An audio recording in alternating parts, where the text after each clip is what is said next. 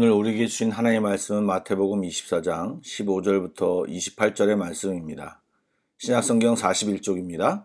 마태복음 24장 15절부터 28절의 말씀을 드라마 바이블로 낭독합니다. 그러므로 너희가 선지자 다니엘이 말한 바 멸망에 가증한 것이 거룩한 곳에 선 것을 보거든 읽는 자는 깨달을진저. 그때 유대에 있는 자들은 산으로 도망할지어다. 지붕 위에 있는 자는 집 안에 있는 물건을 가지러 내려가지 말며 밭에 있는 자는 겉옷을 가지러 뒤로 돌이키지 말지어다. 그날에는 아이 벤 자들과 젖 먹이는 자들에게 화가 있으리로다. 너희가 도망하는 일이 겨울에나 안식일에 되지 않도록 기도하라. 이는 그때 큰 환난이 있겠음이라. 창세로부터 지금까지 이런 환난이 없었고 후에도 없으리라. 그날들을 감하지 아니하면 모든 육체가 구원을 얻지 못할 것이나 그러나 택하신 자들을 위하여 그날들을 감하시리라. 그때 사람이 너희에게 말하되 보라 그리스도가 여기 있다 혹은 저기 있다 하여도 믿지 말라. 거짓 그리스도들과 거짓 선지자들이 일어나 큰 표적과 기사를 보여 할 수만 있으면 택하신 자들도 미혹하리라. 보라 내가 너희에게 미리 말하였노라. 그러면 사람들이 너희에게 말하되 보라 그리스도가 광야에 있다 하여도 나가지 말고 보라 골방에 있다 하여도 믿지 말라. 번개가 동편에서 나서 서편까지 번쩍임같이 인자의 임함도 그러하리라. 주검이 있는 곳에는 독수리들이 모일 것이니라. 좋은 아침입니다. 오늘은 우리의 고백으로 찬양하며 새벽 예배를 시작하기 원합니다. 함께 따라해 주시기 바랍니다. 나는 하나님의 존귀한 자녀입니다. 나의 주님은 예수 그리스도입니다. 아멘. 시작이 참 힘찬 것 같습니다.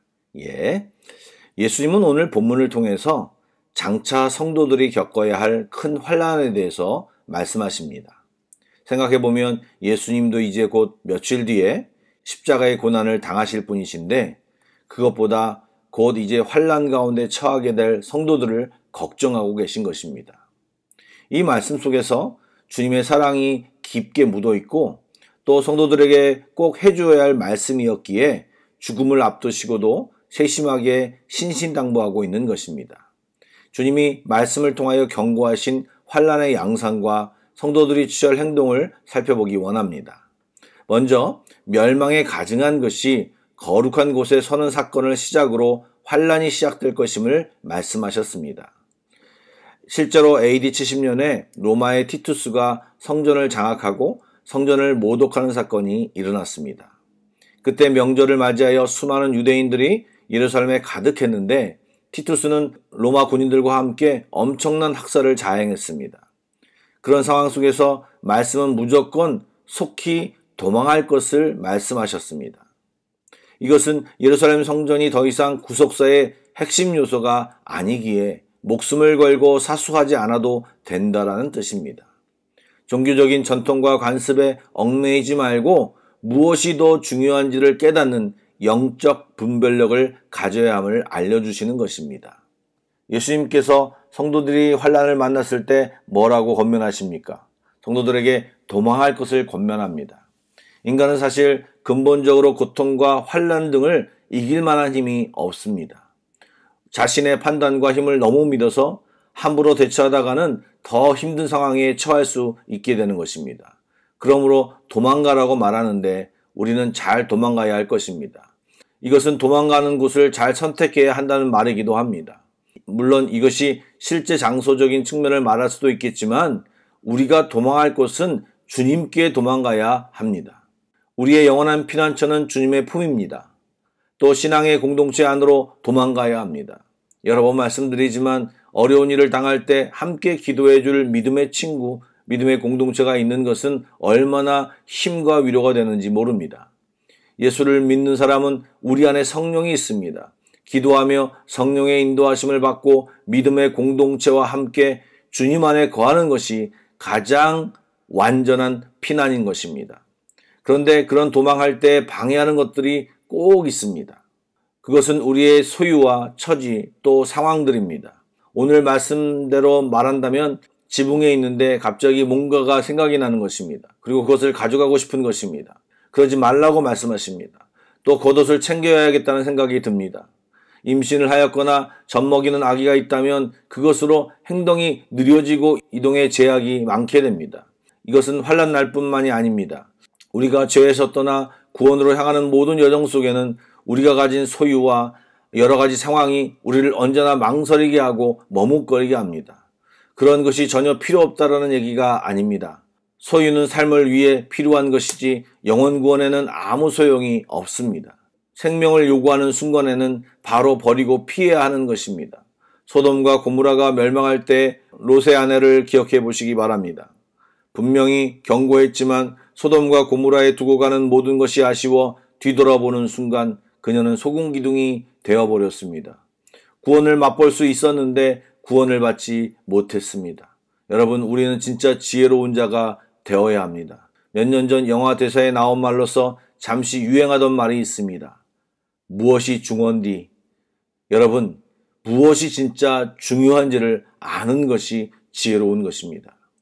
예수님은 또 그 환난이 매우 극심할 것임을 분명히 경고하셨습니다. 그리고 하나님이 우리의 연약함을 아시고 그 연약함 때문에 그 환난을 능히 견디지 못할 것도 아시고 택한 자들을 위해 환난의 날들을 감해 주실 것이라고 말씀하셨습니다. 우리는 두 가지를 알아야 합니다. 첫 번째, 성도라고 해서 환난을 명쾌해 주지는 않는다는 것입니다. 그리고 두 번째, 우리에게 정말 위로가 되는 것인데 하나님이 우리의 연약함을 알고 계시고 그분이 우리의 아버지가 되신다는 사실입니다. 즉 주님이 우리를 그 환난 가운데서 버티고 견디게 해주신다는 말입니다. 하나님의 계획을 우리가 다 알 수는 없지만 분명한 것은 환난을 통해 신앙의 옥석을 가리시며 또 그것이 주님의 은혜를 체험하며 하나님을 아는 가장 좋은 기회인 것입니다. 그러므로 환난의 시간은 성도들이 기도하여 하나님과 소통해야만 살 수 있는 시간인 것입니다. 이 기도를 우리는 평소에도 연습해야 합니다. 일상의 작은 환난은 결국 진짜 환난에 대비하는 훈련이라고 생각하고 기도로 환난을 넘어가는 저희들이 다 되기를 축복합니다. 아멘.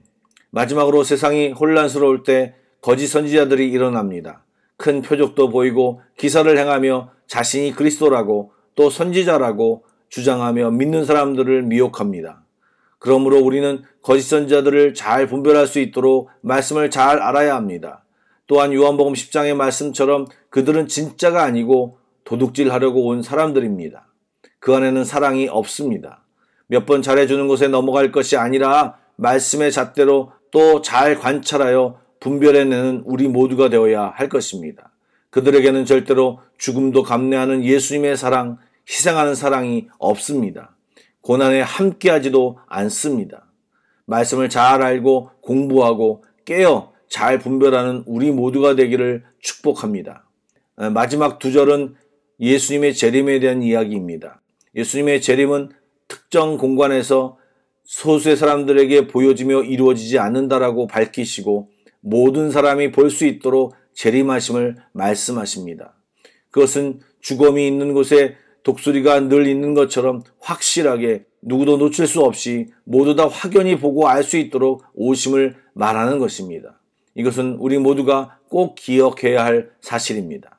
사랑하는 여러분, 예수님은 저희들에게 닥칠 환난에 대해 잘 알기를 원하셨습니다. 또 그 환난을 어떻게 대처하고 그 가운데서 어떻게 견디며 이겨낼지도 말씀하셨습니다. 환난이 분명히 있지만 주님과 함께 그 시간을 보내야 능히 거뜬히 감당해낼 수 있습니다. 종말의 환난만이 아니라 우리 일상에 있는 고난과 환난도 마찬가지입니다. 주님은 그런 일상의 환난을 통해 우리를 가르치고 계시는 것입니다. 시편 18편에 제가 좋아하는 성경 구절이 있습니다. 예전에는 찬양도 있었습니다.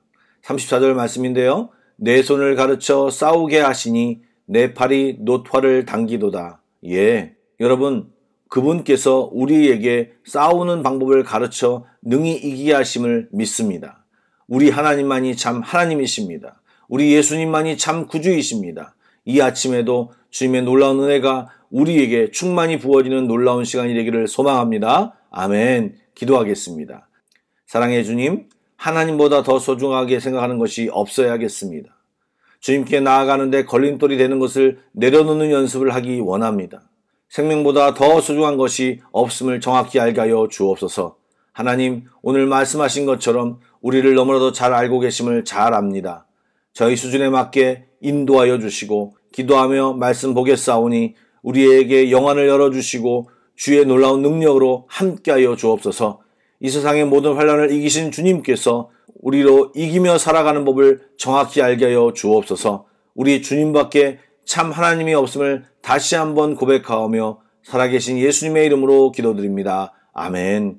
찬양한 곡을 묵상하시고 합심기도와 개인기도로 나아가겠습니다.